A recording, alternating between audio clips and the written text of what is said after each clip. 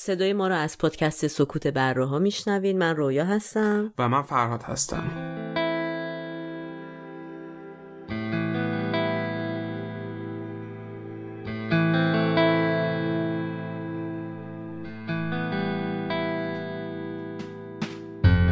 تاریخ ضبط این اپیزود 9 اسفند 1397 که میشه 28 فوریه 2019 میلادی و این سومین اپیزود از پادکست سکوت بره هاست.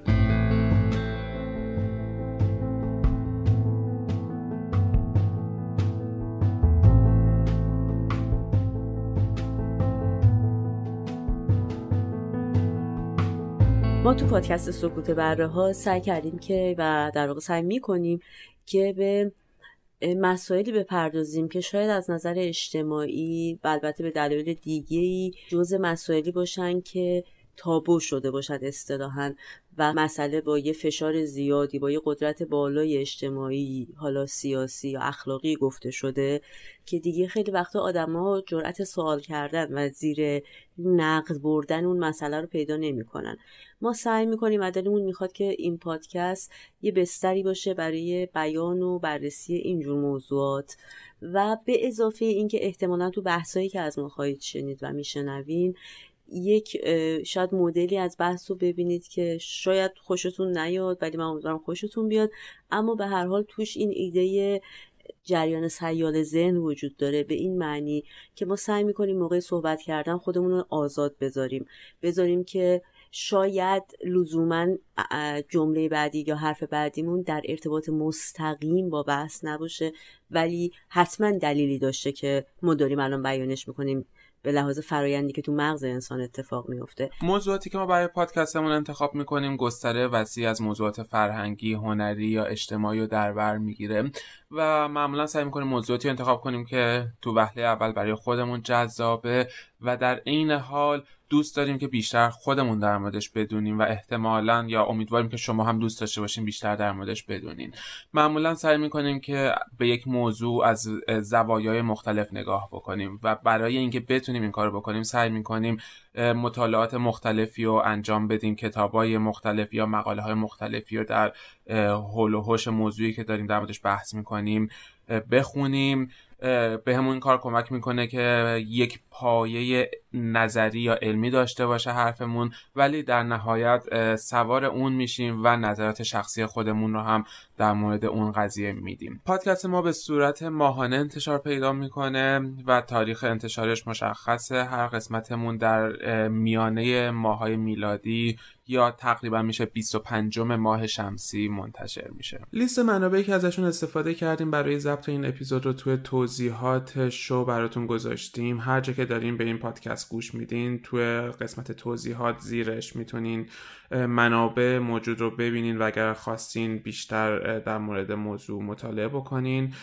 توی این قسمت و امکان داره توی بعضی دیگه از قسمت هامون لابلای صحبت هامون صداهای تاریخی رو به عنوان شاهد عینی بیاریم که لیست اون صداها و توضیحاتشون رو هم توی توضیحات شو گذاشتیم.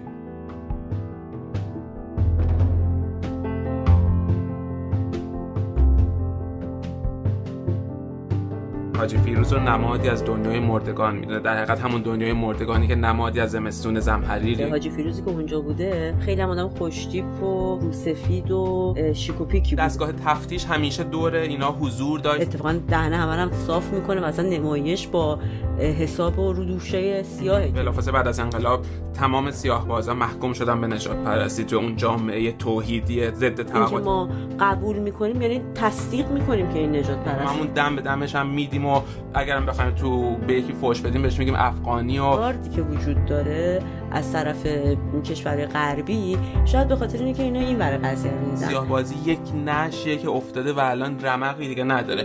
راحت ترین کار اینه که ما بیایم هر کی میرسه یه لگد بهش بزن و جایی دارن یه تئاتر غربی مثلا اجرا میکنن توش خانمی با روسریه، میتونم بگم او برداشت منی که دارم به حجاب توهین میکنم. مقانیه که در حقیقت سیاه‌بازی به تئاتر غرب حد داره. چقدر آدمی که دستن در کار این حرفه بودن زندگیشون تباه شد. یک کپی کمی مبتذل، کمی احمقانه و کمی سطحی از اون شخصیت سیاه.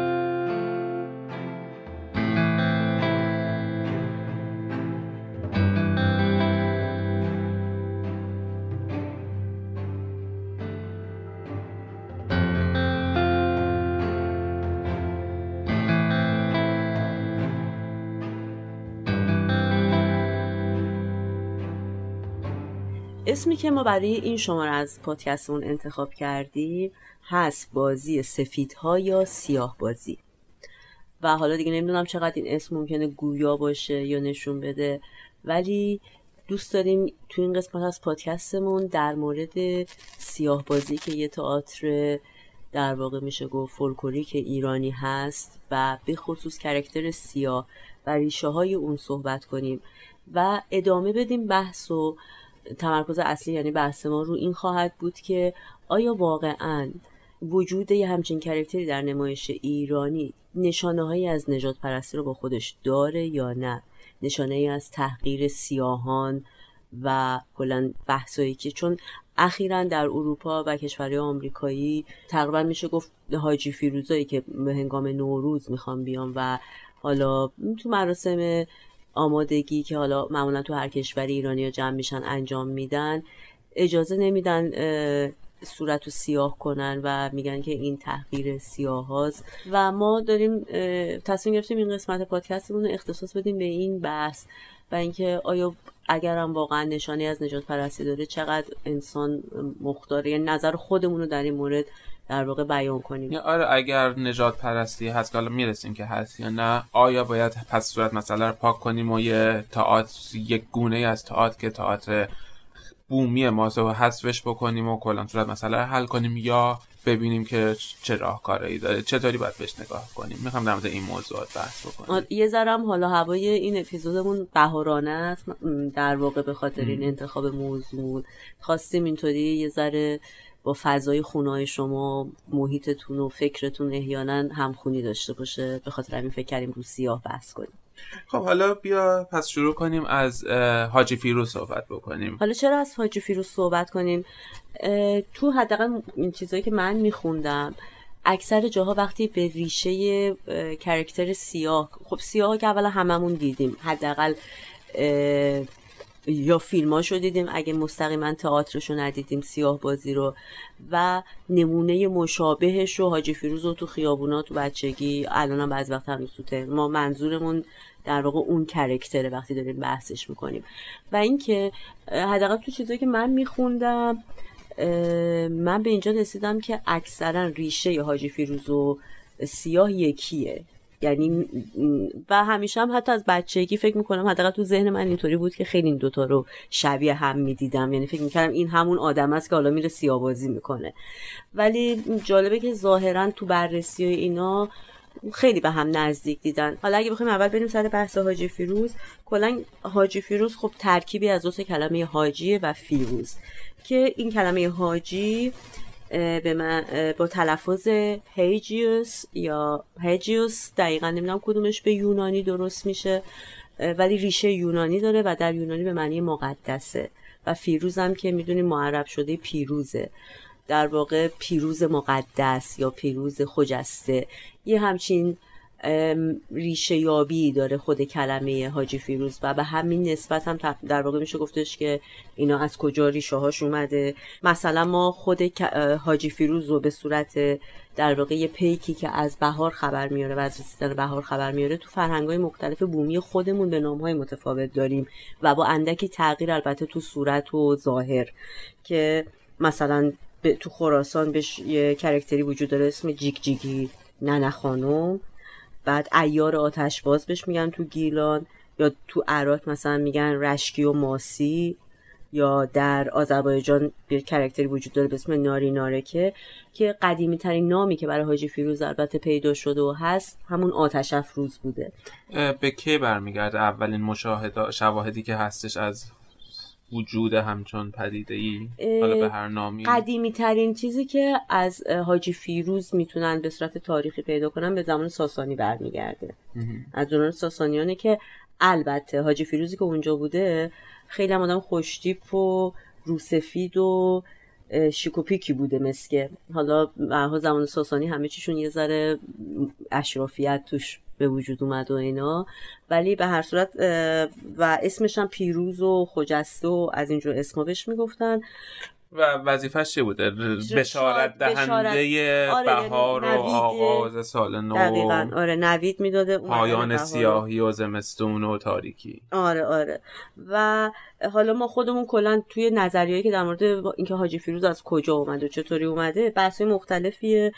یه نظریه هست از طرف بهرام بیضایی که میگه که این حاجی فیروزا و متعاقب اون سیاها کلیانی بودن که از آسیا اومدن و به خصوص از هند و حرکاتی انجام میدادن که شادی آور بود و در ایران هم مطربا و دوره‌گردای خیابونی، حالا کوچه خیابون، اینا رو میدیدن و تقلید کردن و این شده در واقع حاجی فیروز و سیاه. و یه دو دیگه میگه مثلا حاجی فیروز ریشش تو میترائیسمه، تو دینای این شکلی، و مهرداد بهار مثلا از اون طرف میگه که نه اصلا این از تاریخ فراتر و به یه شکلی از مرگ سیاوش میاد که مردگانی هن که از اون دنیا برمیگردن.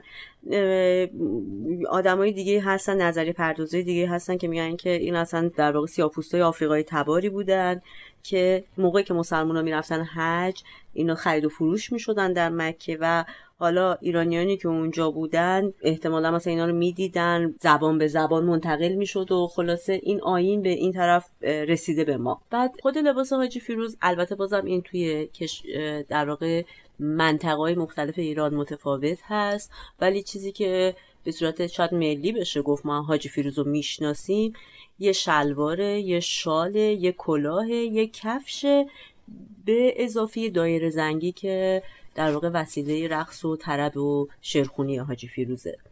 و اصولاً هم این لباس به رنگ قرمزه که نشانی از سرزندگی و نشاط ظاهرا. خیلی توی این رنگ قرمز تعبیرها مختلف بوده توی منابعی که حداقل من خوندم.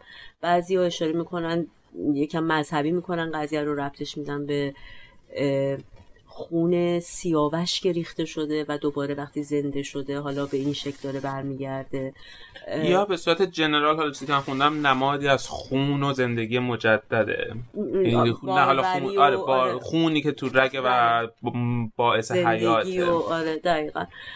حالا روش ولی خب به هر حال به نظر من کلا رنگ قرمزم واقعا به چشم همیشه یه حالت انرژی بخشی داره دیگه، زیادم غیر منطقی نیست.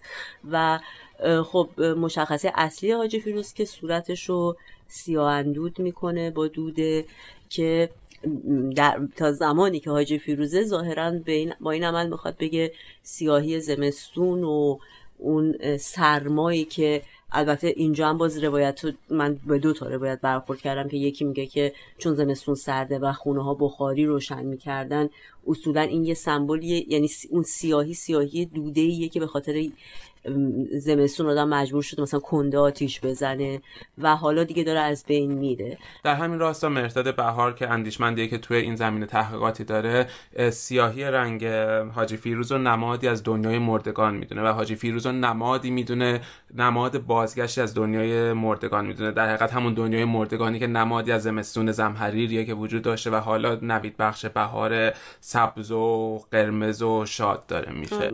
این مثل یه بحثیه بین آقای رضا قیاس‌آبادی، مرادی قیاس‌آبادی و مهرداد بهار سر این زمینه که با هم دعوا دارن سر این که حرف کدومشون درسته. ولی حالا قبلش یعنی میخوام اول بریم یه بحث یه دور رو تاریخچه نمایش‌های شاد، نمایش‌های روحوزی، یعنی نسل مؤخرش نمایش‌های روحوزیه، ولی چیزی که به صورت مضحک و تقلید شروع شد و به صورت نمایش‌های شاد در حقیقت شروع شد، بریم رو تاریخش یه صحبتی بکنیم. تو عهد صفویه اولین جایی که ما نمایش‌های تقلیدی یا مضحکه رو داریم می‌بینیم که از آثار بزمی و رقص و آواز جدا شده. اون هویت آوازی رو گرفته از برنامه‌های بزم و رقص، ولی یه هویت مستقل پیدا کرده.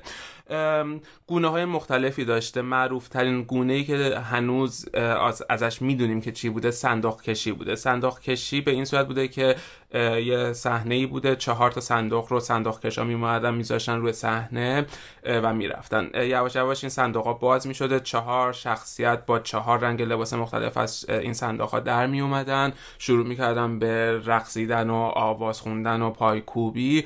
به تدریج بین این 4 شخصیت جنگی در میگرفت، دعوا میکردن و در نهایت شخصیت زرد برنده این دعوا میشد. دوباره شخصیت ها میرفتن توی صندوق و صندوق کشا میدن و صندوق ها رو میبردن. و بعد هست که الگوی این نمایش از نمایش خیمه شب بازیه که با صندوق می آوردن و عروسک ها رو میذاشتن و اینا. بعد از این در عهد زندیه نمایش هایی شروع شد به نام کچل بازی که معمولا یک شخصیت کچل محوریت داستان رو داشتش و مسخره، در حقیقت به نوعی به اونو مسخره میکردن و محوریت با اون شخص کچل بود و حول اون شخصیت نمایش میچرخید. و بعد از اون بقال بازی شروع شد که داستانش به صورت یک بقال، یک مرد تاجر حریص بودش، یک نوکری داشته که سعی میکرده به نوعی از این سوء استفاده بکنه یا حق خودش و حق مردم مظلوم رو از اون تاجر حریص بگیره. یا به یک نوع دیگهش یک بقالیه که یک مرد ساده لوح میره تو مغازش، هی سعی میخواد ازش یه چیزی بخره، هی اون نمیذاره، هی با هم جر و بحث کنن، این هی میره و میاد مرد ساده لوح تا آخر موفق میشه که سر اون بقال حریص گول بماله و مال یه سری چیز بدزده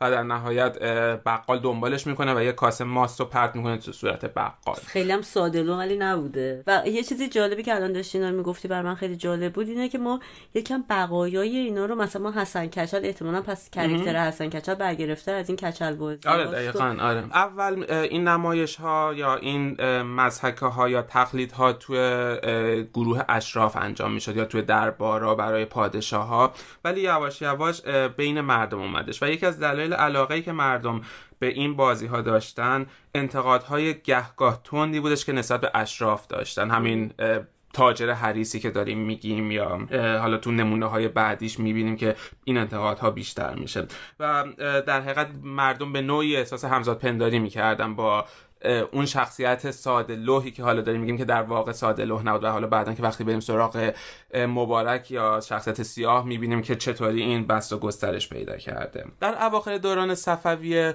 حضور زنان در نمایش ها به خاطر علمای قشری یا قشر مذهبی اون حضور زنها ممنوع شدش و یواش یواش مردان نابالغ یا نوبالغی که ظریف بودن تعلیم میدیدن و صدای ظریفی داشتن و اندام ظریفی داشتن و نقش زنان رو بازی میکردن که بعداً دوباره میبینیم زنان پوش توی نمایش‌های روحوزی از ریشه هاش از اینجا بودش. به مرور زمان این گروه های نمایشی محبوبیتشون بین مردم زیاد شدش، پخش شدن توی شهرهای مختلف ولی اجازه کار از سوی دولت مرکزی یا از سوی شهربانی ها یا حالا اون موقع کت خداها یا قدرت های محلی بهشون اجازه ندادن، واسه همین اینا به صورت کلیوار زندگی میکردن، نمایششون رو اجرا میکردن تا زمان کریم خان زند که یواش یواش به اینا اجازه دادش، اجازه یک جانشینی دادش و فضا براشون بازتر شد، بیشتر تونستن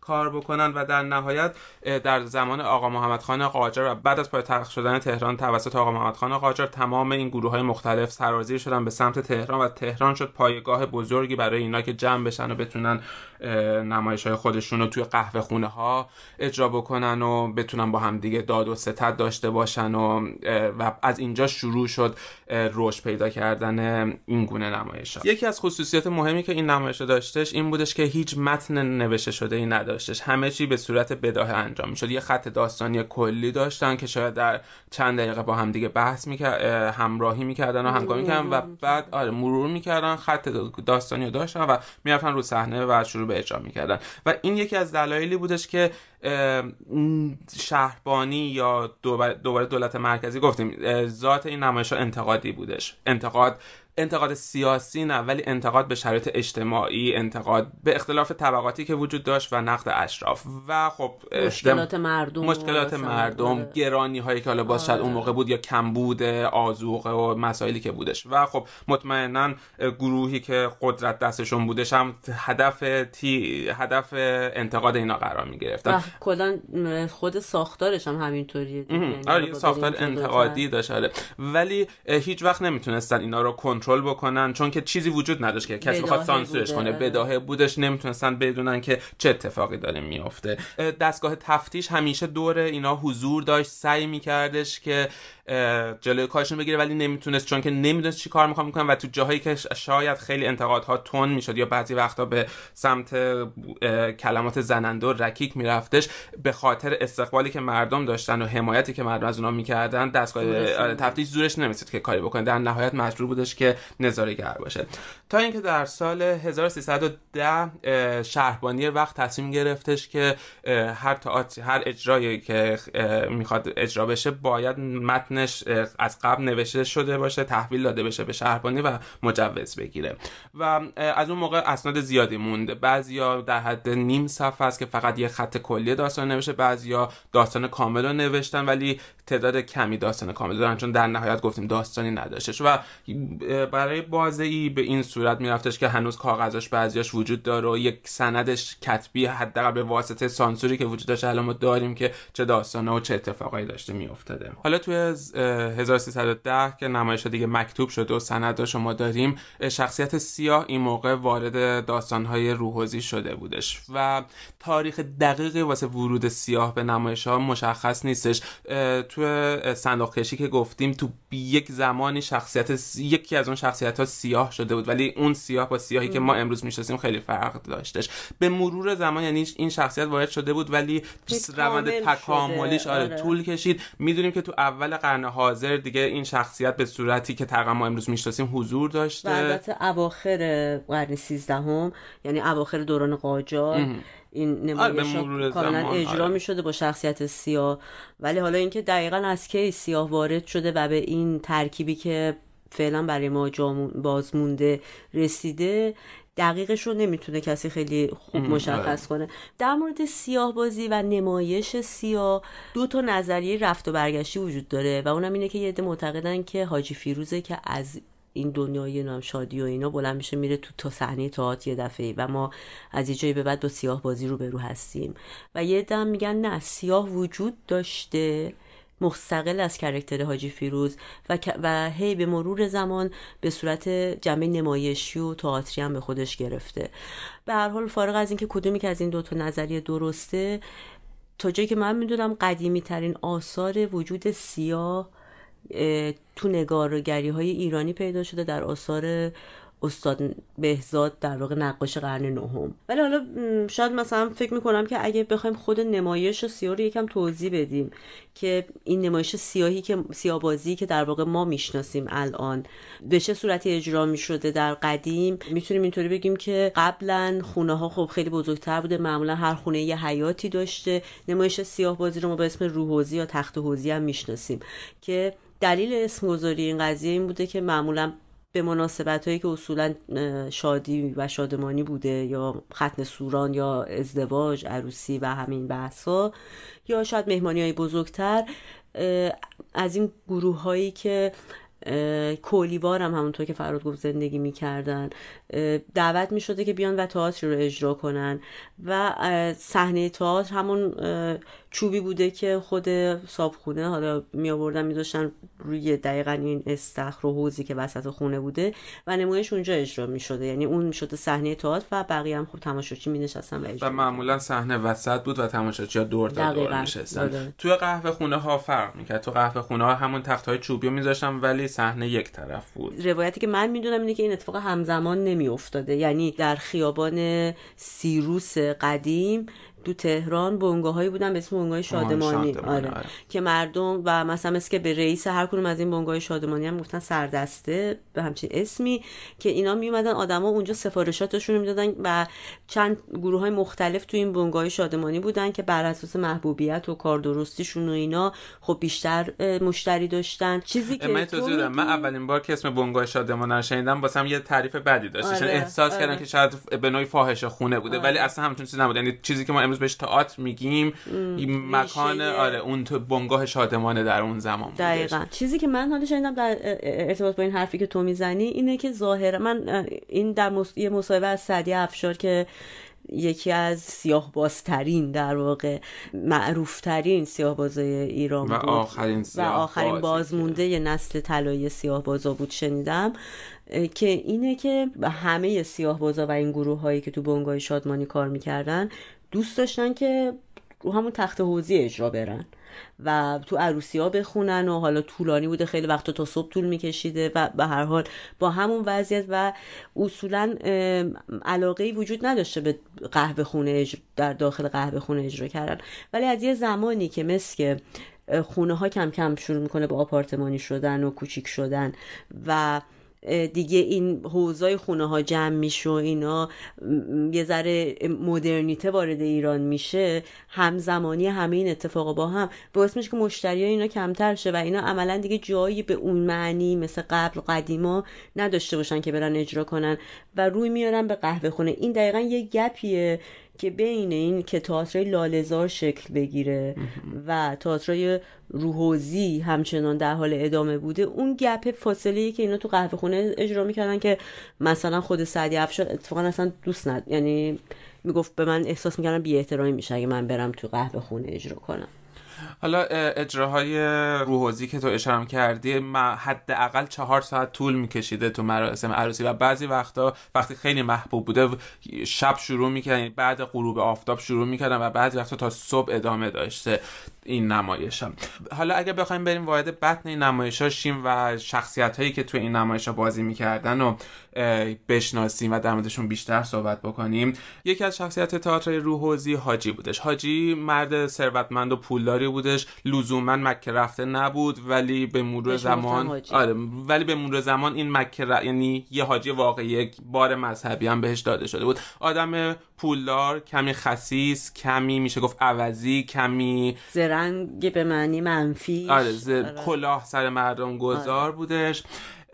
یکم هوسباز بود، خیلی داستانای زنای مختلف حاجی و زنبارگیای حاجیه. شخصیت بعدی پسر حاجی بودش یا بهش شلی میگفتن، یه پسر دست با چلفتی لوس بچه ننه شغل پدر پولدار بود به نوعی. شخصیت زن حاجی بود که معمولاً یه زن وابسته و مطیع و خیلی در حاشیه بودش، خیلی نقش محوری نداشتش. بعضی وقتا یه ارتباطایی مثلا شبیه فلرت کردن بین سیاه و زن حاجی شکل می‌گرفت. و از اونور دختر حاجی دوباره تو بعضی از تئاتر نمایش‌های روحوزی بودش که دختر حاجی هم خیلی هویت مستقل نداره ولی معمولا معشوقه‌ای بود که کسی می‌خواست بیاد احتمالاً بگیرتش. دختر زیبایی بود که یکم شاید سر گوشش می‌جنبیدش بعضی وقتا. و بعد بعضی وقتا شخصیت حاکم و قاضی رو داشتیم یا حاکم و وزیر رو داشتیم که نماد طبقه قدرت بودن. دوباره یه گروه در حقیقت فراتر از حاجی بودن، آدمای طماع پرقدرتی که نشونه طبقه حاکمه بودن. و بعد شخصیت اصلی که وارد میشه حالا شخصیت سیاهه. سیاه در واقع به نوعی نوکر حاجی بودش و با حاجی همیشه کار میکرد. شخصیت ساده لوح در نگاه اول ولی در عین حال زیرکی بودش. شخصیتی بودش که زبون تند و تیزی داشت، بعضی وقتا خیلی گزنده حرف میزد، صریح و بی پرده حرف میزنه. ولی در واقع همه این حرف زدناش در قالب طنز بود. آره، کلا شخصیت طناز داستان سیاه بودش. محوری و یعنی موقعیت خنده‌دار رو سیاه ایجاد میکرد، خلق میکردش. و ولی همونقدر که طناز بود و طنازانه حرف میزد همونقدر در درون خودش تلخی داشت. بعضی وقتا طنازانش بسیار تلخ بودش، تلخی که از وجودش سرچشمه میگرفت و این تلخی به نوعی از فاصله طبقاتی که بین خودش و حاجی و بین حاجی و جامعه احساس میکردش در نشأت میگرفتش و به خروج در میومدش. همیشه سعی میکردش که به نوعی این فاصله طبقاتی رو یا این فاصله طبقاتی بین حاجی و جامعه یا بین خواستگار برفرض دختر حاجی و حاجی و با طنز خودش، با نقشه هایی که کشیده، نقشه هایی که به نظر خودش خیلی وقتها هوشمندانه بود ولی معمولا درست از آب در نمی اومد و به خرابکاری میرسید و این خرابکاری باعث ایجاد باز موقعیت های طنز میشدش، سعی میکرد که این فاصله رو از بین ببره و همیشه معمولا نمیتونست کار خودش رو درست انجام بده ولی در آخر نمایش با یه حادثه کوچیک همه چی یهو راستوریس میشد و به مقصود خودش میرسیدش. معمولا پیام اخلاقی داستان در پایان از زبون شخصیت سیاه نقل میشدش و یه جوری سیاه حلقه اتصال تمام این شخصیتایی بودش که تو نمایش بودن. البته اینا بگیم که سیاه اسمش متفاوت بود. اصولا اسمایی که ما از سیاه میشناسیم در وهله اول اون مبارکه که معمولا همه جا استفاده میشه، بعد مثلا الماس، یاقوت، قنبر، یا عالمه از این اسما داشته که بچه تصمیمش هم خیلی متفاوت. میگن قنبر مثلا غلام حضرت علی بوده، یه به این اشاره میکنن و ریشه هایی که ممکنه حالا واقعا میگم فکر میکنم خیلی روایت‌های زیادی از ریشه‌های سیاه وجود داشته. یکی باید باشه که سرش به تلش بیارده. بله سرش به تلش بیارده. منم آرزو دارم شب عروسی دختره رو ببینم. خدا نکنه انشالله. اینجا رو میگن انشالله. انشالله. یه وقتی بی عجل مهلت هم نداره. انشالله. اینجا رو میگن خدا نکنه. من دلم میخواد بچه هاشو ببینم. خدا نکنه. اینجا رو میگن انشالله. یه وقتی بی آفتاب لب بوره منم پریدم. انشالله. اینجا رو باز دیدم خدا نکنه. خانه بوده نشون بده من با میکنم. نشون نداره. فقط بگه انشالله. یه وقت افتادم مردم. اینجا رو ببینم انشالله. بابا جان من میخوام عروسی اینو ببینم. خدا نکنه. دیگه خودی تو حرف زدم. نمیخوام این چی بگیم. یکی دیگه از خصوصیاتی که نمایش روحوزی و سیاه بازی داره عدم وجود دکور توی صحنه است. دکور خاصی توی صحنه وجود نداره. همه چی قرارداده که اتاق اینجاست، حجره حاجی اونجاست، خونه اینجاست. این قرارداد بعضی وقتا با بدن بازیگرا انجام داده میشه که یا بعضی وقتا با دیالوگی که داریم میریم خونه حاجی و بعد مثلا میرم به اون سمت و با تماشاچی این قرارداد خیلی ساده میذارن. و در مورد ابزار و دکور، ابزارالاتی هم که تو صحنه استفاده میشه هیچ استانداردی وجود نداره. بعضی وقتا بعضی ابزار رو صحنه هست، بعضی چیزا نیستش و بازی ادای وجود اون ابزار رو روی صحنه در میارن. مثلا بعضی وقتا میخوان درو که قفل کنن یه بشکن میزنن و حالا درو قفلشو باز میکنن یا میبندن. و بعد خیلی وقتا نمایش داشته میرفته جلو و یهو یکی از شخصیت‌ها شاید از قالب شخصیت مثلا سیاه یا حاجی در میاد و یهو رو به مردم یه حرفی رو میزده و دوباره برمیگشته تو قالب شخصیت خودش. یا اینکه مثلا یه شخصیت مرده امکان داشت روی صحنه باشه و وقتی که پرده تموم میشد میخواست پرده از روش مرده خیلی راحت جلوی همه پا میشد و تماشاچی‌ها خیلی عادی نگاه میکردن و میرفتش بیرون. در واقع خیلی مدرن بوده. آره دقیقاً اصلا این ارمغانیه که در حقیقت سیاه بازی به تئاتر غرب هدیه داده یا تئاتر شرق و تئاتر غرب هدیه داده و بعداً فاصله گذاری برشتی بر اساس این تو تئاتر مدرن اتفاق افتاده. و تزیین دقیقاً این حالت داره. حالا فاصله گذاری از نظر تئاتری شما مثلا به عنوان تماشاچی تئاتر ممکنه بیان یه تئاتر رو ببینید و تو کل طول اون تئاتر فکر کنید که اصلا بازیگر شما رو نمیبینه و کاملا هیچ ارتباطی، فقط شما دارین یه داستانی رو دنبال میکنید. در بعضی از تئاترها شما میبینید یه دفعه بازیگر برمیگره با شما صحبت میکنه و اینو ما تو تعزیه خودمون هم داریم. وقتی که مثلا شمر میخواد امام حسین رو بکشه قبلش برمیگره به همه مردم میگه که من شمر نیستم و من فقط دارم نقش شمر رو بازی میکنم. یه جاهایی بازیگر با تماشاچیش ارتباط کاملا فراتر از قالب تئاتری میگیره و صحبت خودشون میکنه که بعدها برش به این گفت فاصله گذاری توی تئاتر غرب و خیلی هم مدرن شد، خیلی همه جا سرسده. و هدف نهاییش در حقیقت اینه که به تماشاچی وقتی داره تئاتر میبینه بهش هم تمامت یادآوری کنه که تو داری تئاتر میبینی، تو داری یه اجرا میبینی، واقعیت نیستش. آره دقیقاً. ولی خب اینم بگیم که در حالت عملی قضیه سیاه بازایی که در واقع به سیاه بازی معروف بودن خیلی هاشون همون کاری که شب قبل نمایش انجام میدادن و همون دیالوگایی که گفته بودن و دوباره میمدن تکرار میکردن در شبای بعد. ولی هیچ وقت این دوتا نمایش دوتا اجرا مثل هم نمیشده. نه هیچ وقت نمیشده، ولی اختلاف زیاد هم نبوده با وجود اینکه بداهه بوده، چون برای بازیگر زیاد نباید کار سختی باشه اگه احساس کرده باشه که وقتی که داره گوش میده مثلا خنده تماشاچی رو امشب به خاطر فلان دیالوگ گرفته، فردا شب هم همون رو تکرار کنه. مسئله‌ای که یه آدمی مثل سعدی افشار رو متمایز میکنه اینه که در مورد این آدم میگن که خیلی فرق داشته، جوری که حتی اسکریپت رو مثلا اسکریپت که وجود نداشته، منظورم همون طرح قبلی رو به هم میزده.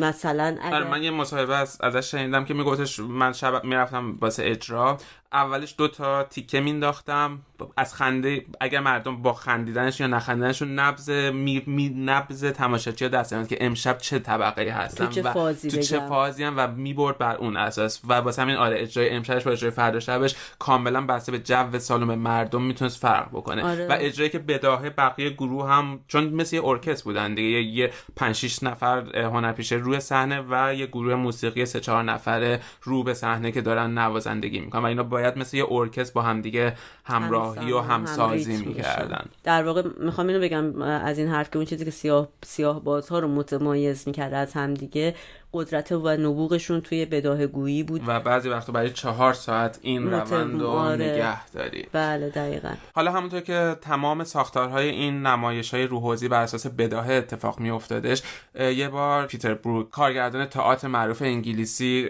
واسه جشن هنر شیراز اومده بودش و اجرای سعدی افشار و گروهش رو روی صحنه دیدش و وقتی تمام شد باشون صحبت کرد و پرسید، اونا باتش توضیح دادن که این کار توی مثلا 1 ساعت بسته شده، خط داستانی ما هماهنگ کردیم اومدیم رو صحنه. و پیتر بروک باور نکرد، تحت هیچ شرایطی باور نکرد و گفت بعد من ثابت کنین.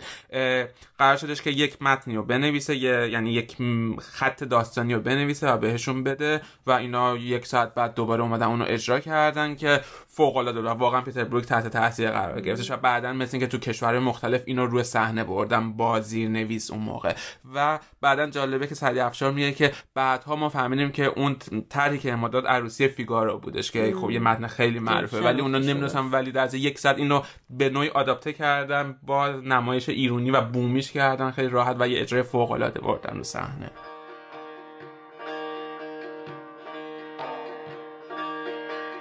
جان نثار مبارکم از بچه های پامنا، با روی زغالی و رختای همرنگ انار، همه میشناسن منو داریه به دست با نیش باز، به خیالشون ندارم کار جز بشکن و بالا بنداز، بشکن و بالا بنداز، بشکن و بالا بنداز، بشکن و بالا بنداز.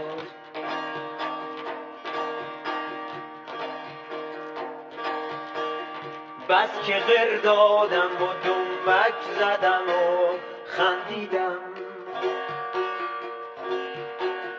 هیچکی باورش نمیشه چه مصیبت ها دیدم.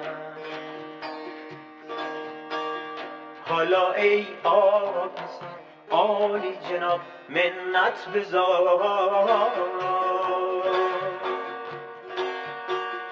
قصه این پیر مردو برسون به گوش یار. میدونم این بار که میخونم بار آخره، میدونم این بار که میخونم بار آخره. مرحمت کن چاکرت لال از این دنیا نره، مرحمت کن چاکرت لال از این دنیا.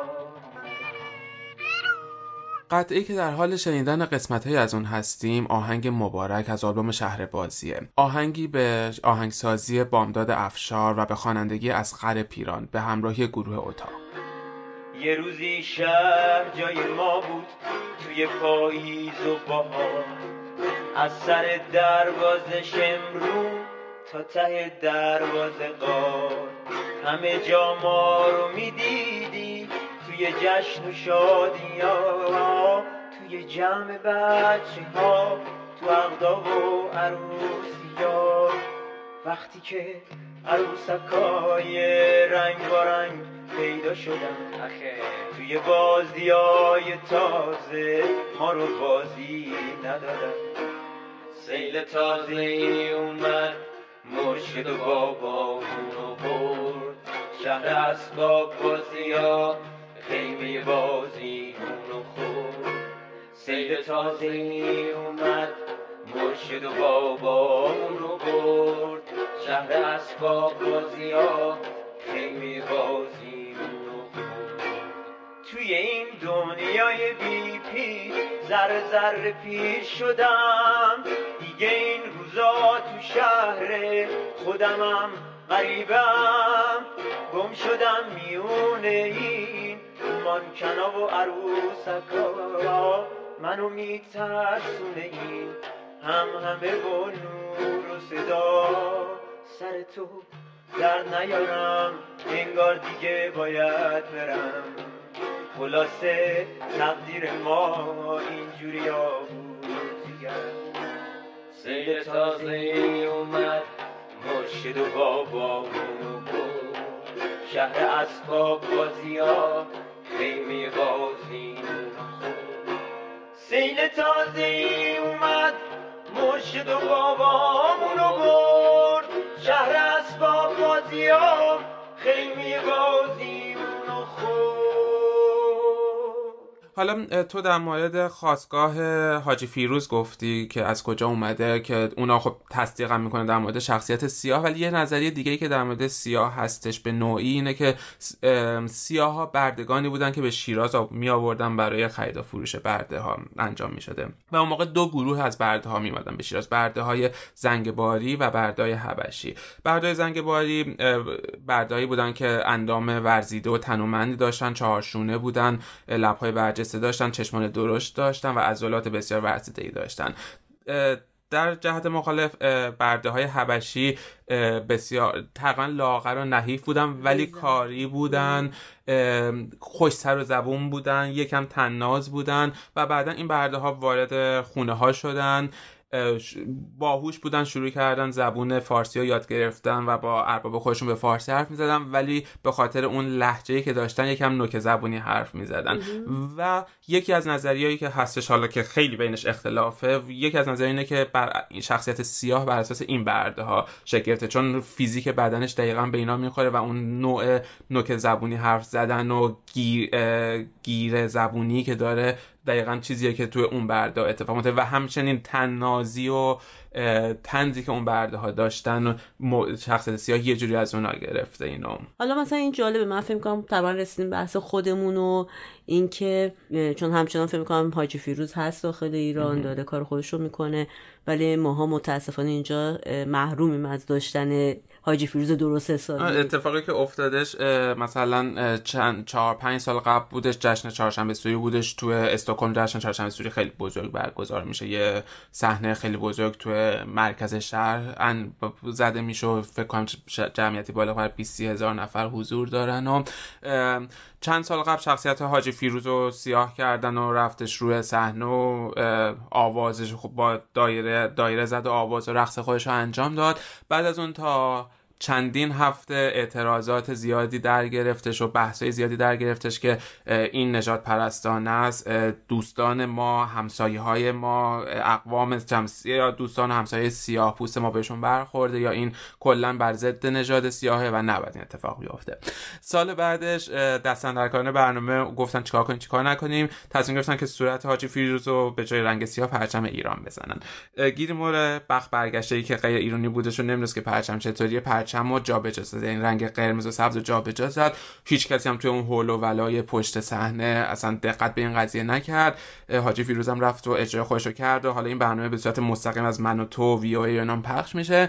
بعد از اون یه سری اعتراضای شدیدتری از سال قبلش در گرفت تا ماها بحث شدش که این توهین به ایران و ایرانی و اینا، مخصوصا پرچمو برعکس زدن و این قضايا. دوباره سال بعدش گفتن چیکار کنین چیکار نکنین، تصمیم گرفتن که اصلا صورت حاجی فیروز رو رنگ نکنن. حاجی فیروز اومد با صورت سفید کار خودش رو کرد و رفتش و این بار دیگه کسی اعتراض خاصی نداشت بکنه، چیزی نمونده بود دیگه از اون هویت حاجی فیروز که اعتراض بکنه. سال بعدش هم کلا اصلا شخصیت حاجی فیروز رو حذف کردن و خیال همه راحت کردن و به صورت مدیریت ایرانی کل قضیه رو پروندهشو بستن و دیگه چیزی اصلا نموند که کسی بخواد اعتراضی بکنه. ولی حالا اینجا حساسیت‌ها خیلی زیاده. اینجا یعنی خیلی‌ها معتقدن که این نجات پرستانه است، معتقدن که این درست نیست، ما نباید این کارو بکنیم. بحثم همینه در واقع. یعنی حالا دوباره اگه بخوایم چیز کنیم، آره ما تو استکهلم همچین تجربه داشتیم و من خودم شخصا کلیپایی که از کشورهای دیگه هم میبینم خیلی بیشتر همین حاجی فیروز با پرچم رنگی میبینم و نمیدونم پرچم ایران در واقع. و دو تا مسئله است دیگه. یکی این که بچه‌های ما دارن اینجا بزرگ میشن. اصلا من از باب تعصب روی ایران یا اینکه حتما خیلی ایرانی، ولی برای خود منم به عنوان کسی که با وجود این که خیلی حاجی فیروز رو ندیده یا حالا مثلا سیاه رو ندیده، ولی این کرکتر یه جایگاهی داره تو ذهنمون. فکر میکنم یعنی اگه به بهار فکر میکنیم شاید به خاطر کلیپای زیادی که تو بچگیمون پخش میشده مثلا و نمایش ها اینطوری بوده، ما برامون سمبل در واقع بهار حاجی فیروز. و جدای از اون یه دستاورد انسانیه به لحاظ هنری. آیا چقدر ما مجازیم بدون اینکه دقیقاً بفهمیم ریشه هاش از کجاست و چطور آیا واقعا اصلا این نجات پرستانه است یا نه ما بریم به استقبال اینکه از حاجی فیروز صورتش رو سفید کنیم یا پرچمیش کنیم یا نمیدونم اصلا حذفش کنیم. ببین دقیقاً حالا حاجی فیروز یا مبارک، یعنی هر دوشون رو بخوایم نگاه بکنیم، گفتیم ریشه هاش خیلی نظرات متفاوتی هستش. خیلی‌ها معتقدن که اصلا هیچ ربطی به نژاد سیاه نداره، بعضی‌ها معتقدن که ریشش تو صدها سال قبل از نژاد سیاه اومده. ولی حتی اگه فرض بکنیم که ریشش از نژاد سیاه اومده، باید ببینیم تو تئاتر روحوزی نقش شخصیت مبارک چیه. تو حاجی فیروز که پیام آور شادی و خوشحالیه برای ما. مثلا اگه تو ماشینامون نشستیم صدای آهنگو قطع می‌کنیم، شیشه رو می‌دیم پایین، واقعا و لبخند رو لب همه میاد از دیدن مثلا که الان کمتر هم شده، یعنی حداقل ما مثلا تو بچگی خودمون خیلی زیاد نبود. ولی وقتی بریم حالا مبارک رو مرور بکنیم، مبارک تو تئاتر از یک شخصیت کلیدی، یک شخصیت محوریه، یک شخصیتی که تماشاچی دوستش داره، تماشاچی کاملا باش، تماشاچی ضد حاجیه، ضد زن حاجیه، ضد همشونه، مبارک رو دوست داره، با مبارک همزاد پنداری میکنه. شخصیت سیاه محوریت داستانو داره، تمام زیرکی ها، قشنگی ها، طنز ها برای اونه و اونه که در حقیقت یه جوری داره اون خانواده رو جلو میبره و نگه میداره. یعنی اگه نباشه داستانه و خیلی هم شاید از نظر نمایشی شبیه مثلا کمدیای دلارته ایتالیایی باشه که ما همون شخصیت دلقک یا همون رنگی پوش رو داریم اصطلاحاً. خیلی پارامترش تشابه ایجاد میکنه با این ژانر از کمدیای ایتالیایی که خب همچنان هم اونجا داره اجرا میشه و سنت خودش رو حفظ کرده. و در مقابل همین حرفی که تو میزنی، مثلا مبارک یه کاراکتر خیلی تیزی داره، یه آدم تیز دوست داشتنی با وجود اینکه نوکره، ولی در واقع اون شاید بشه گفت جایگاه اجتماعی پایینش هیچ وقت باعث نشده که این آدم توانایی دیگرش رو ندید بگیره و با اعتماد به نفس میاد اتفاقا دهنه همه هم صاف میکنه و اصلا نمایش با حساب و رودوشه سیاهه که میره جلو. رنگ صورت سیاه شخصیتی که حالا با هر اسمی که میخوننش اسم پرشگونیه، یا مبارک یا الماس یا جواهر یا هر چی که اسمشو میذارن یه اسم خوبه، یه اسم شادی بخشه. اون رنگ چهرهش ربطی نداره به نژاد پرستی و نژاد و غیره و اینا، چون میدونیم که اون قهرمان داستانه، هیچ تغییر نژادی نیست، چون اون قهرمان خوبه داستانه، قهرمان اصلی و خوبه و پیروزی با اونه در پایان. کاری که سیاه میکنه توی تخت اوزی همون کاریه که شهرزاد میکنه توی 1001 شب، یعنی عملا اونه که داره قدرت رو کنترل میکنه.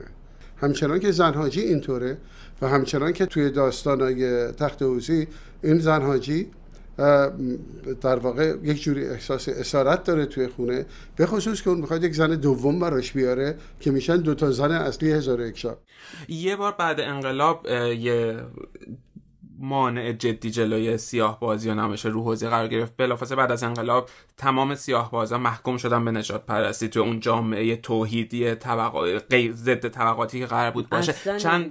چند تا مشکل پیش اومده بود. یکی این که اولا بیس شخصیت سیاه بر اساس رقص و شادی و رقصیدن و آواز خوندنه که بعد انقلاب رد شد. دومیش کمی رکیک حرف میزنه، کمی الفاظ زشت به کار میبره که دوباره بعد انقلاب هست شد. و سومیش اون قضیه نژاد پرستانه بودنشه که جواد انصافی که از سیاه بازی قبل از انقلابه که بعدا ما با شخصیت عبدلی توی عبدلی اوستا میشناسیمش، تو اوایل انقلاب اعلام میگفتش که ما رو محکوم به نژاد پرستی کردن و برای حفظ شخصیت سیاه اومد بعدن عبدلی رو در حقیقت تولید کرد که سفید دیگه رنگ پوستش سفید بودش و یک کپی به نظر من کمی مبتذل، کمی احمقانه و کمی سطحی از اون شخصیت سیاه بازی بود. یعنی اصلا اون هویت رو نداشتش، یک کپی بودش که فقط تلاش مذبوحانه‌ای بود برای زنده نگه داشتن اون چیزی که بودش. البته دقیقاً این احساسو من داشتم موقعی که داشتم مثلا برای این اپیزود خودم آماده می‌کردم، با خودم داشتم میگفتم دوست دارم این اپیزودو اینطوری شروع کنم که بگم که این اپیزود تلاش مذبوحانه یه برای زنده نگه داشتن یا شاید مثلا یه ذره روشن شدن. یعنی فکر میکنم واقعا وضعیت سیاه بازی به همین. آره واقعا یه چیزی که واسه من خیلی جالب بود این بودش که گفتیم سیاه بازی خیلی بر اساس بداهه هست و یه نوعی شاید بتونیم بگیم سانسوری که اون موقع وقتی که این نمایش‌ها وجود داشته گفتیم دیگه چون که بداهه کار میکردن دستگاه حاکمه نمیتونست جلوی اینا رو بگیره و اونجا شاید سانسور به نوعی باعث شد که اینا رشد بکنن و یک نوع جدیدی از نمایش رو بتونن اجرا بکنن. منظورت چه دوره‌ای؟ کلا از از دوران صفویه که شروع شد این قضیه. خب یه قسمتش این بودش که احتمالاً شاید موقع سواد نداشتن، خیلی کتابت وجود نداشت، ولی از اون ورم در ادامه راه این هی بیشتر بداهه شد. شاید یکی از دلایلش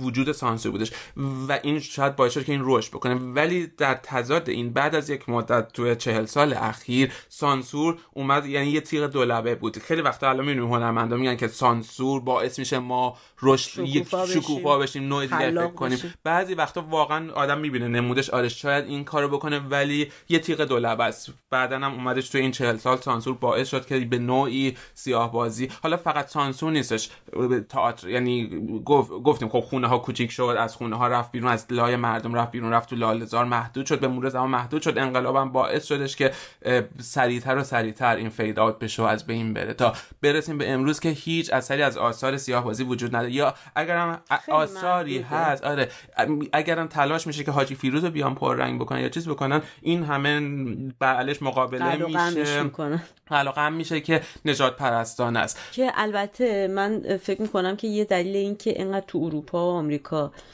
در واقع گارد وجود داره نسبت به این سیاه کردن صورت، وجود شوهایی به اسم مینسترل شو بوده که از سال 1830 شروع کرده در واقع بهش میگفتن بلک فیس، شخصیت‌های صورت سیاه داشتن که اصولاً هم معمولاً یه بازیگر سفید پوستی اینا رو بازی می‌کرده و در مورد اون تئاتر میتونیم بگیم که اکثرشون کاملاً وجه‌های نژاد پرستانه داشته. در واقع طبقه اشراف سفید پوست برعکس دقیقاً سیستمی که تو ایران مخاطب کار سیاه آدمای طبقه متوسط و حتی متوسط به پایین هستن، در صورتی که مثلا مخاطب اونجور شو اشراف بودن که اشراف سفید پوست میرفتن و مثلا از مسخره کردن و حالا احمق فرض کردن و تحقیر یه سیاه پوستون نمایش خنده میکردن یا به هر حال لذتی میبردن. که فکر میکنم شاید دلیل این سفت و سختی که داره مثلا اروپا یا آمریکا خودش نشون میده در مقابل این قضیه حاجی فیروز به خاطر اون بک‌گراند، یعنی نه هر کی رو با صورت سیاه ببینن فکر می‌کنن اومده سیاه رو مسخره کنه، چون چیزی که توی خودشون بوده این شکلی بوده و به حدی بوده که این شوها تو تلویزیونایی مثل BBC و CNN پخش می‌شده تا سال 1970 این حدودا و دیگه مثل آخراش سال 1976 8 بوده که دیگه کم کم جمع میشه بساطش. هنوز ادامه داره، یه به صورت بسیار محدودی تو خیلی از کشورها، ولی خب در واقع به صورت رسمی. و یه بازگشتی هم داشتن بعضی از این شوها که دیگه شخصیت‌های سیاه حذف کردن، همه دیگه سفیدپوست شدن. ولی میخوام بگم این گاردی که وجود داره از طرف کشورهای غربی شاید به خاطر اینه که اینا این ور قضیه رو دیدن. و باز من فکر میکنم این یکم وظیفه ماهاست. حالا ما که الان داریم فارسی صحبت میکنیم، ولی امیدوارم بشه این بحثا رو یه ذره تو اینکه به این راحتی ما عقب نشینیم در مورد اینکه اگه به ما میگن این سیاه نژاد دارین، شما نژاد پرستی میکنید با حاجی فیروز خودتون، نه به عنوان اینکه من خیلی آریایی ام یا من خیلی ایران، نه، فقط به عنوان اینکه این نیست، اصلا ریشش این نیست، اصلا ربطی نداره به این قضیه.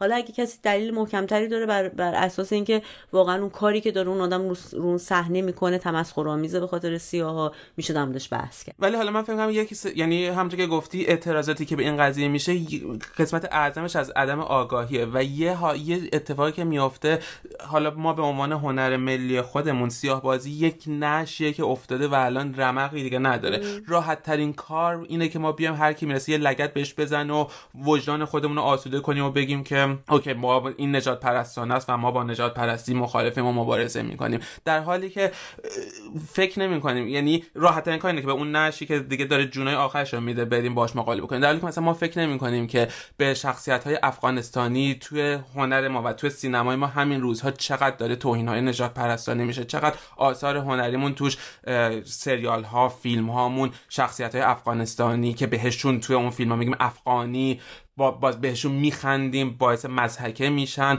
و تحقیرشون میکنیم.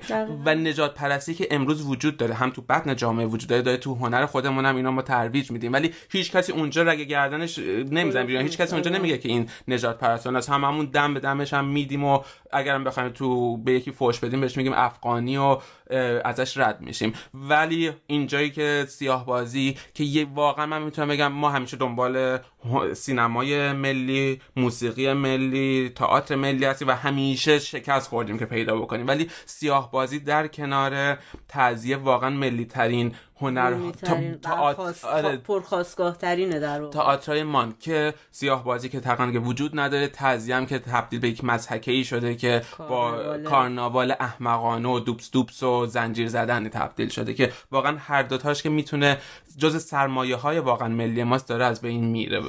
ولی خب یه بحثی هم که هستش اینه که ما یه کاریو ما انجام میدیم ولی مخاطب یه برداشت دیگه از کار ما برداشت میکنه. ما میتونیم فکر کنیم که ما داریم سیاه بازی رو اجرا میکنیم و داریم احترام میذاریم، ولی مخاطب غربی که خیلی هم با فلسفه این قضیه آشنا نیستش و شاید یک مانع زبونی هم داشته باشه میتونه احساس توهین یا احساس نژاد پرستانه از این قضیه داشته باشه. من خیلی با این حرف مخالفم، به خاطر اینکه فکر میکنم که یعنی چی مخاطب یه چیزی رو برداشت میکنه. مثلا من دارم رد میشم میبینم که یه جایی دارن یه تئاتر غربی مثلا اجرا میکنن توش خانمی با روسریه، میتونم بگم او برداشت منه که دارم به حجاب توهین میکنن، یا نمیدونم یکی رو دارن نشون میدن که همزبان منه. یعنی میدونی این اولا این برداشت مسئله نژادی با مسئله ایدئولوژی یا دینی خیلی فرق میکنه. نمیخوام این دو تا رو با هم قاطی کنم، میدونم مسئله نژادی حساس تره خب، ولی میخوام اینو بگم که این که ما یه کاری میکنیم مخاطب ممکنه یه جوری برداشت کنه،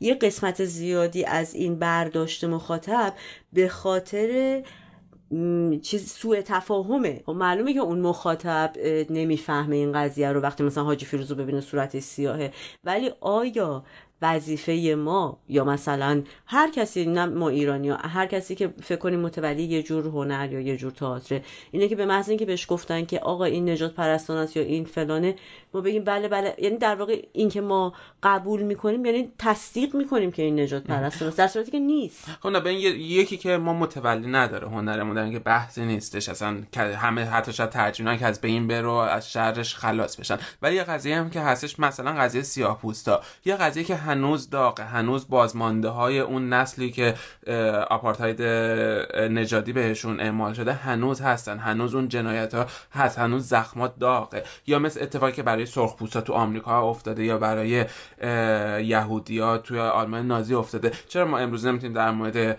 مثلا یهودیا حرف بزنیم یا در مورد سرخپوستا باید یه ذره احترام بیشتری داشته باشیم؟ در نهایت هیچ چیزی مقدس نیست، هر چیزی رو میشه به نقد کشید، ولی وقتی داغا تازه است، وقتی هنوز نسل‌هایی هستن که این زخما واسهشون هستش، تا یه حدی باید مراعات کردش به نظر من. و ببین اتفاقی که میفته، یعنی من فکر می‌کنم شاید بشه اگه بخواد آدم مثلا تو اروپا کار بکنه سیاه و سفید نشون بده، چیزی درسته یه هویتشو داره چیز میکنه، ولی میتونه حداقل باعث میشه که زنده بمونه. الان اتفاقی که افتاده واسه این که اون اتفاق نیفته، کلا از بیخ و بن صورت مسئله رو پاک کردیم، اصلا دیگه وجود نداره کلا قضیه. ببین من کاملا نظر انسانی مسئله رو میفهمم، یعنی این که دارم با اصرار میگم که مثلا نمیدونم باید باشه به این معنی نیستش که من حاضرم مثلا یه عده از آدم‌ها، حتی نمیدونم 1 نفر 2 نفر یا هر چیزی، ناراحتی از این قضیه داشته باشم و من میگم نباید اجرا بشه. من بیشتر منظورم گفتمانه، یعنی ما خیلی راحت داریم قبول میکنیم که این هست و ما میتونیم خیلی تو هم مثلا اگر داریم توی برنامه‌ای در نوروز هر جایی هست مثلا خارج از ایران شخصیت حاجی فیروزمون رو سفید میکنیم، میتونیم خیلی کوتاه یه توضیح اینجوری بهش بدیم. یا بسیار با آدم ها اینطوری مصاحبه های زیادی میشه در مثلا من میدونم با متولیای چهارشنبه سوری استکهلم تو رسانه ها مصاحبه میشه، ولی ما هیچ وقت توضیحی ندیدیم در این مورد. خب نه، خب راحت ترین کار حل کردن یعنی صورت مثلا من موافقم باید فرهنگ سازی بشه، باید به مرور زمان یعنی. آره دو طرف است، باید این و اگر واقعا آدمام آشنا بشن با کانسپت، با فلسفه پشتش، با فکر پشتش، حساسیت‌ها کم رنگ‌تر میشه. همینطوره. آره یعنی ولی به نظر من تو شروعش میشه تا یه حدی کوتاه اومد، میشه کوتاه آگاهانه آمدن و تلاش کرد که فرهنگ سازی کرد، تلاش کرد که آدمای دیگر آشنا کردش با این فلسفه و بعد اون موقع میشه به مرحله رفتش جلوتر و به اصل قضیه برگشتش. و یه بار قضیه هم به نظرم بی اقبالی مردمه، همین قد که باز تو گفتی در مورد اینکه مثلا ما حساسیتمون رو از دست دادیم یا جابجا شده اصلا حساسیتمون. ولی یه چیز دیگه که خودم بهش فکر میکنم دوباره این قضیه کلاس اجتماعیه که ما همچنان درگیرش هستیم تو ایران و فکر میکنم تو کوچه و بازار آدمایی که میشه حد زد که احتمالا اون طنز براشون همچنان جذابه وجود دارن. اینطور نیست که نسلشون از بین رفته باشه. قبول دارم توی نسل جدید شاید به اندازه نسل قبل اینجور تئاتر مخاطب نداشته باشه، ولی حتی نمیشه در مورد اون هم گفتش که اصلا نیست. ولی چیزی که وارد قضیه شده قضیه کلاس و اینکه هرچی مدرن باشه بهتره و هرچی غربی تر باشه. در نتیجه سیاه‌بازی نمیدونم خیلی چیپه یا خیلی بی کلاسه، یعنی یه قسمتیش هم خود مردمم، خود ماییم که اینجور نگاهی رو داریم به چیزایی که اصالتی دارن در خودشون.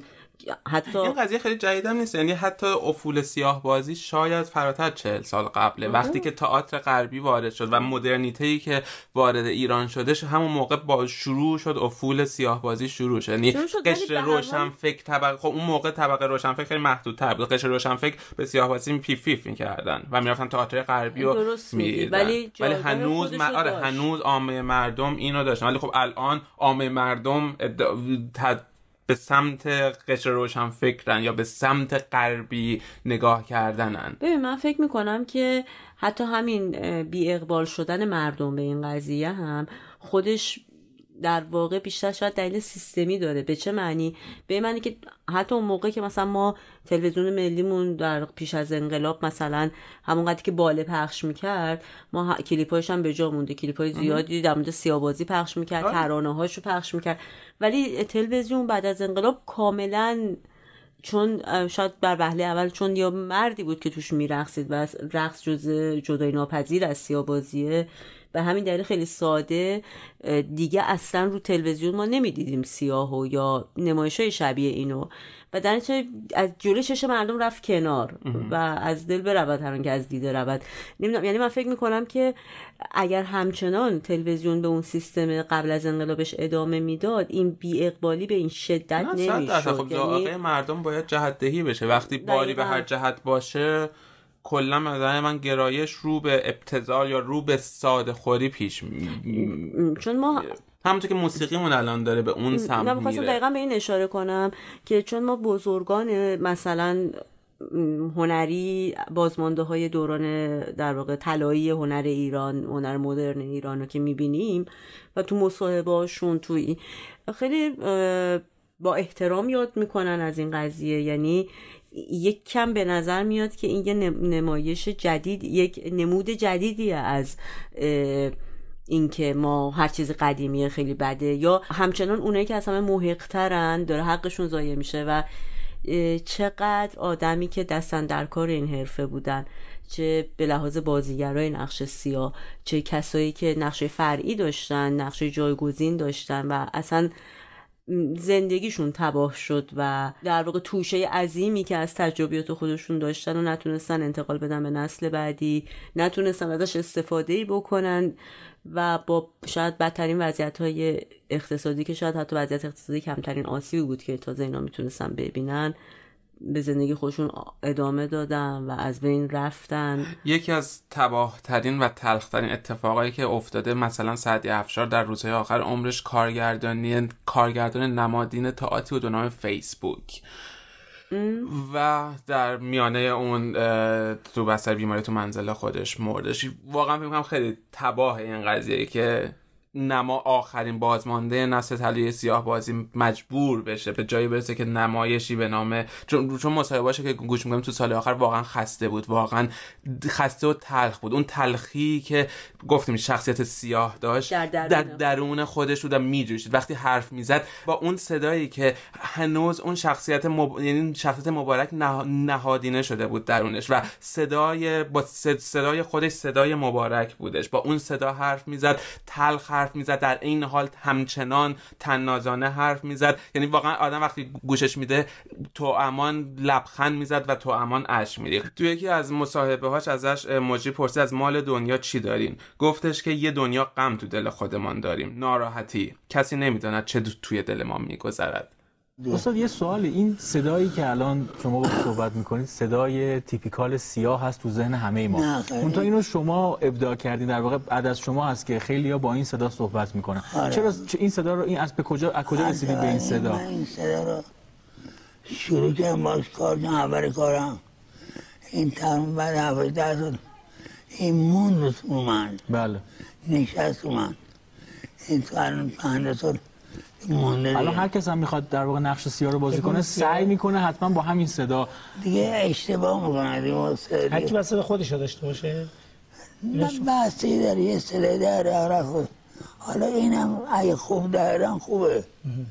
مادرمون میخواد که خیلی با احترام این اپیزود رو تقدیم کنیم به همه سیاه بازای درگذشته تاریخ سیاه بازی معاصر ایران و همه دستاندرکاران این نمایش، از جمله مهدی مصری، ذبیح الله ماهری، عالمتاج گوهری، سید حسین یوسفی، اسدالله قاسمی، مژگان، افسانه، رضا عربزاده، مرتضی احمدی، حسین کسبیان و سعدی افشار. من از اوایل سال 43 اومدم تو لاله‌زار، الان 54 سالمه.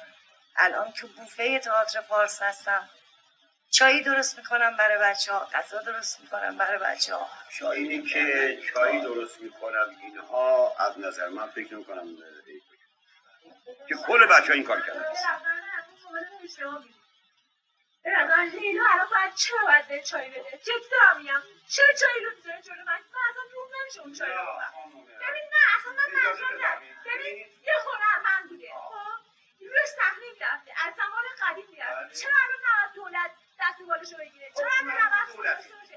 به نظر من نه اصلا من اینو قبول ندارم. یعنی چی؟ به نظر کسی که اینقدر تلاش کرده اینقدر نظر هنری اومده زحمت کشیده چای میاره جلو من اصلا روم نمیشه خودش اون چای رو بخورم. ببین دخترم نه نگو لیلای حرفو. من زمانی که اینجا حاج آقا متقی گفتش که یکی سراغ نداری برای آبدار کنه من فکر کردم شوخی میکنه. آقای وجیدم نشسته بود استاد عزیز من گفتش که چیه چرا بغض کردی؟ مگه اینجا خونت نیست؟ من ناراحت نیستم از اینجا که برای بچه‌ها چایی میذارم، غذا درست میکنم، افتخار میکنم. تو ناراحت باشی لیلا. چرا یه نفر جدید میاد هنوز نمی‌دونی چه میشه تو بچه‌ها. من به شخصه خودم که عضو کوچیک این خانواده هستم افتخار میکنم که یه روزی رو صحنه باشم، آخرین شب اجرا باشه، پرده آخر نمایش باشه، جنازه من از توی صحنه ببرن. من میگم عشق همیشه آدم بالا میبره، نمیندازه زمین کرد.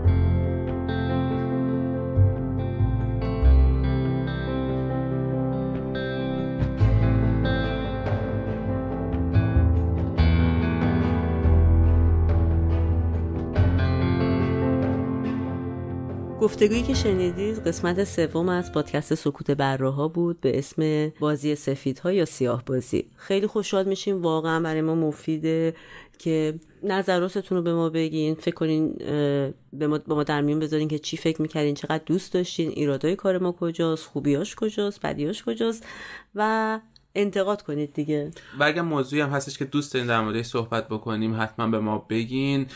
ما رو میتونین تو اینستاگرام و تلگرام با سکوت بره‌ها پادکست فالو بکنین یا میتونین به ما به سکوت بره‌ها podcast@gmail.com ایمیل بزنین. اگر از کار ما خوشتون میاد خوشحال میشیم که ما رو به دوستانتون و اطرافیانتون معرفی بکنین و اگر از کار ما خوشتون نمیاد خوشحال میشیم که فلسفه پادکست رو به همه آدمای دور و برتون معرفی بکنین که توی ترافیک، تو راه، توی اوقات موردشون بهش گوش بدن و خداحافظ.